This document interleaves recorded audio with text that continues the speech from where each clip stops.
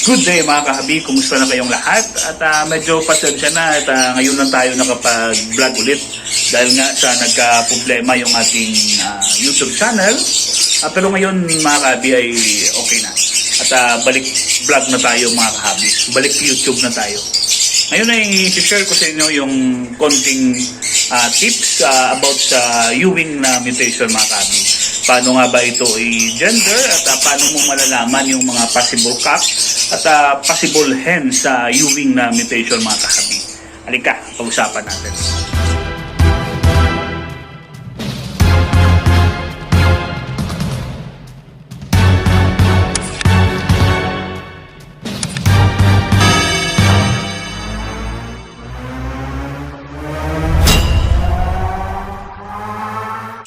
Mga kahabi, kung makikita nyo sa likuran ng ating Ewing ay mayroong light form na V-shape mga kahabi.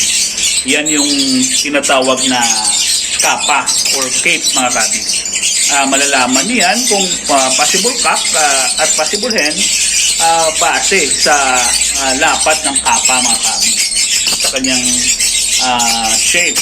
Kung ito ay medyo malapad, ito ay lamang sa hen mga kahabi. At kung ito naman ay maliit na cape lamang, ito naman ay lamang sa cock mga kahabi. Kung inyo naman titignan mga kahabi sa cape ng ating ibon ay mayroong maliliit na maiitim na buhok mga kahabi. Yan yung eumelanin or yung tinatawag na eumelanin on wing.